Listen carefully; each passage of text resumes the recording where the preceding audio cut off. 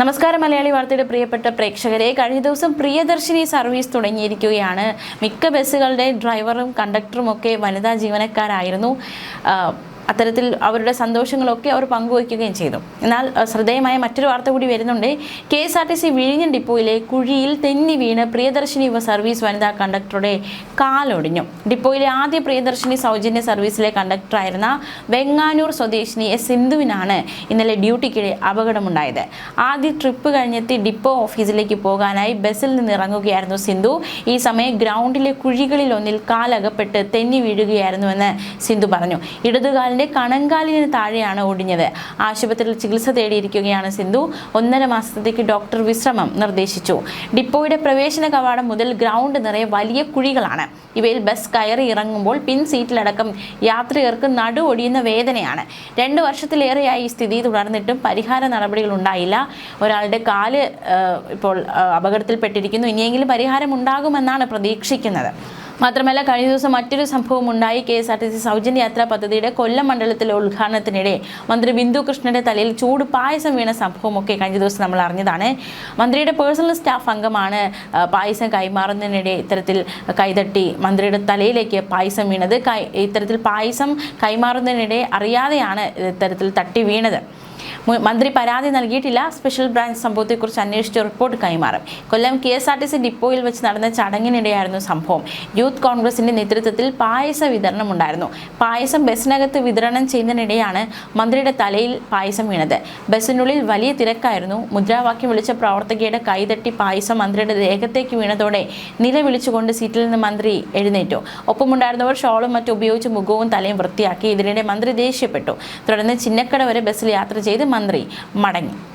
എന്തായാലും ഇത്തരത്തിൽ നിരവധി സംഭവ വികാസങ്ങൾ അരങ്ങേറിയിരിക്കുകയാണ്. മാത്രമല്ല, മറ്റൊരു വാർത്ത കൂടി പുറത്തു വരുന്നുണ്ട്. പ്രിയദർശിനി സർവീസിനെ ഒരുപാട് പേർക്ക് ഒരു വശത്ത് എതിർപ്പുണ്ട്. അത്തരത്തിൽ ഒരു എതിർപ്പ് ഉയർന്നിരിക്കുന്നു.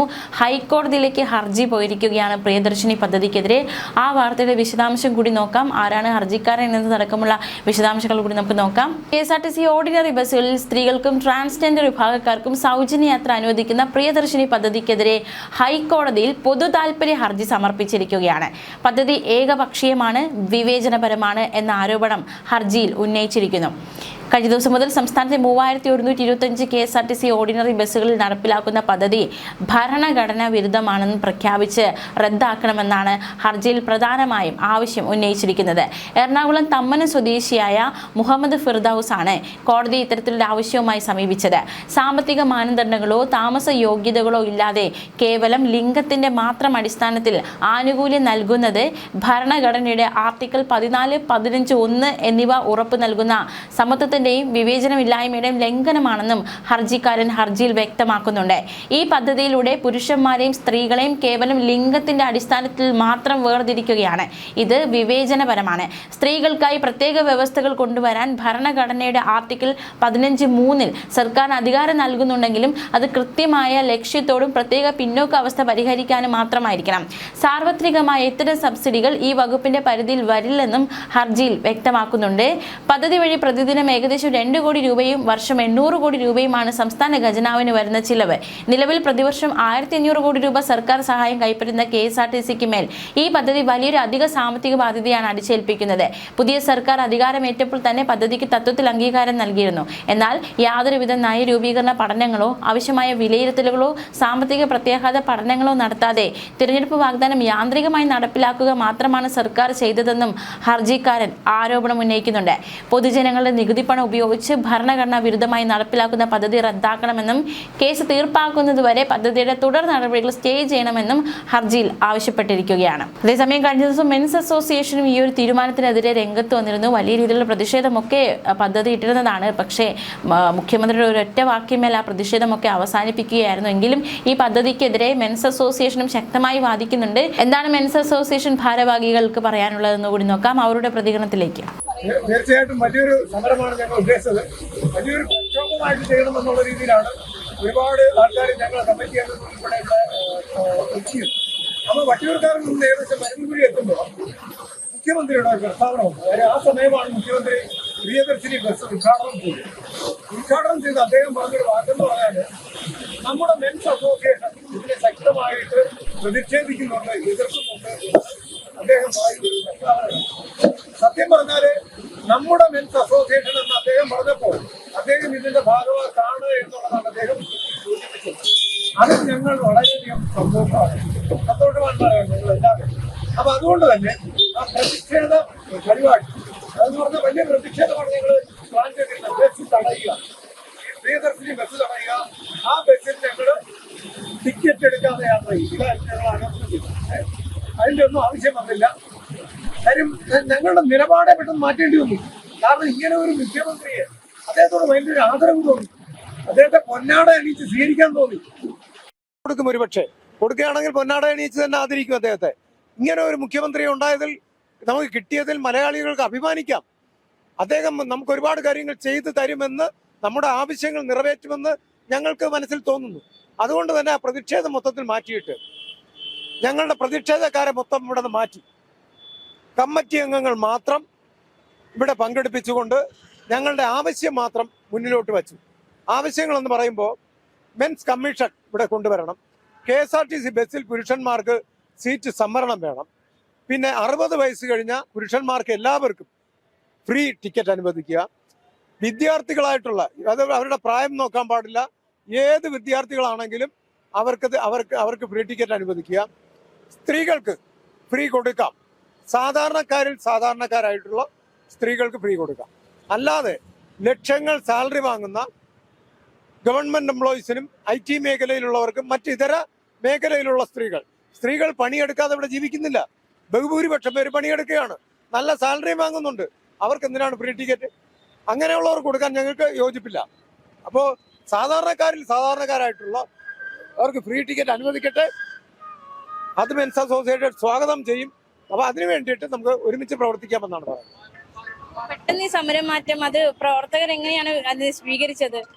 മുഖ്യമന്ത്രി അത് പറഞ്ഞു എന്നൊരു ഒറ്റ കാരണത്താൽ മാറ്റുമ്പോൾ പ്രവർത്തകരുടെ ഭാഗത്തുനിന്ന് ഒരു എതിർപ്പൊന്നും ഉണ്ടായില്ല? തീർച്ചയായിട്ടും നമ്മുടെ പ്രവർത്തകരെന്ന് പറഞ്ഞാൽ എല്ലാവരും നമ്മൾ പറയുന്ന കാര്യങ്ങൾ അത് അങ്ങോട്ടും ഇങ്ങോട്ടും മനസ്സിലാക്കാനുള്ള കഴിവുള്ളവരാണ്.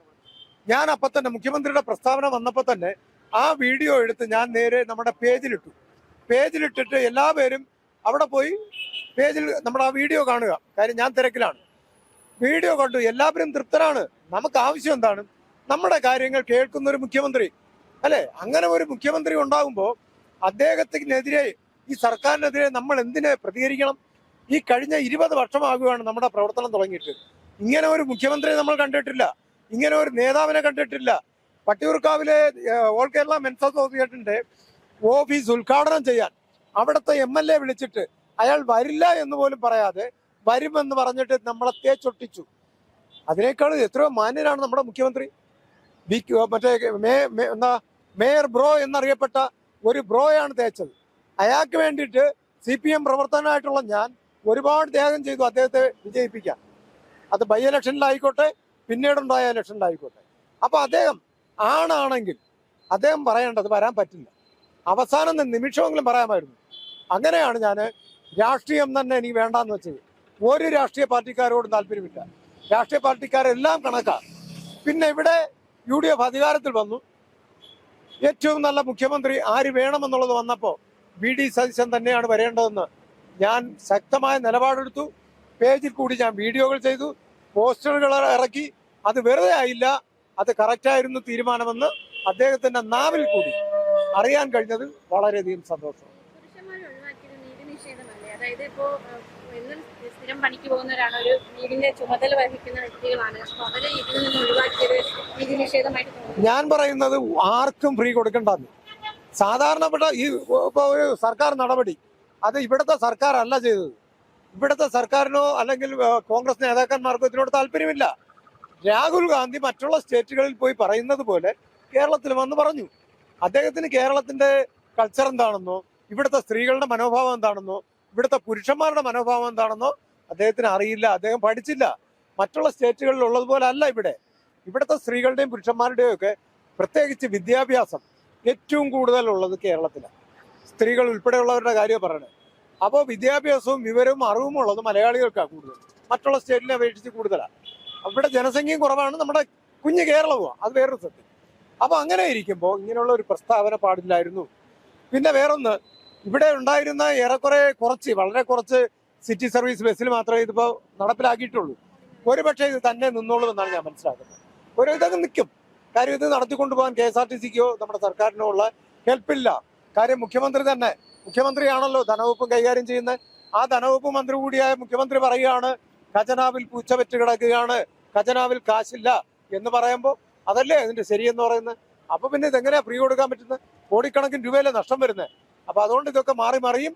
അപ്പോ പിന്നെ ഇതിൽ മുഖ്യമന്ത്രി പറഞ്ഞതിൽ ഒരു വാക്ക് മാത്രമേ നമുക്ക് വിയോജിപ്പായിട്ടുള്ളൂ. പുരുഷന്മാർക്ക് ഫ്രീ കൊടുത്താൽ ആ കാശ് ഒരിക്കലും വീട്ടിലെത്തില്ല എന്നൊരു പ്രസ്താവന അദ്ദേഹം ഇതിന്റെ കൂടെ പറഞ്ഞു. അദ്ദേഹം അത് തിരുത്തുമെന്ന് കരുതുന്നു. കാരണം പുരുഷന്മാരാണ് കുടുംബം നോക്കുന്നത്. ബഹുഭൂരിപക്ഷം പേരുടെ സ്ത്രീകളുടെ കയ്യിലും കാശ് വന്നാൽ അവർ കുടുംബം നോക്കുകയല്ല ചെയ്യുന്നത്, അവരുടേതായിട്ടുള്ള കാര്യങ്ങളാണ് കൂടുതൽ നോക്കുന്നത്. കാര്യം ലിപ്സ്റ്റിക്ക് വാങ്ങുക, നെയിം പോളിഷ് ചെയ്യുക, അല്ലാതെ ഭർത്താവിനെയും മക്കളെയും നോക്കുന്നതായിട്ട് കാണുന്നുണ്ടോ? വളരെ തുലവും കുറവാണ്. അപ്പൊ പുരുഷന്മാർ തന്നെയാണ് ഒരു ഹോട്ടലിൽ പോയി ഭക്ഷണം കഴിക്കാൻ നിന്നാൽ പോലും അത് കഴിക്കാതെ, ഒരു ചായ പോലും കുടിക്കാതെ വീട്ടിൽ വന്ന് കുടിക്കുക, അത് ഭാര്യയും മക്കൾക്കും അത് ഉപകാരപ്പെടുമെന്ന് കണ്ട് വരുന്നവരാണ് പുരുഷന്മാർ. ഞാൻ ഉൾപ്പെടെയുള്ളവർ അങ്ങനെയൊക്കെ ആയിരുന്നു. അത് ആദ്യം മനസ്സിലാക്കണം. അങ്ങനെയുള്ള പുരുഷന്മാരാണ്. ഒരുപക്ഷെ നമ്മുടെ മുഖ്യമന്ത്രി മദ്യപിക്കാത്തത് കൊണ്ട് അദ്ദേഹത്തിന് മദ്യപിക്കുന്നവരുടെ മനസ്സറിയാൻ പാടില്ലാത്തതാ.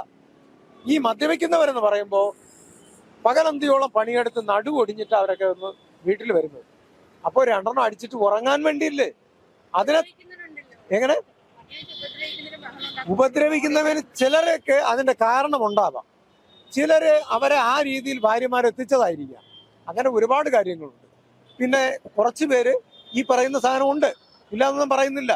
അതിൽ ഹരം കണ്ടവരുണ്ട്. പക്ഷെ അത് കുറെ മുൻപേ അല്ലേ, നമ്മുടെ ഈ കാലഘട്ടത്തിലുണ്ടോ?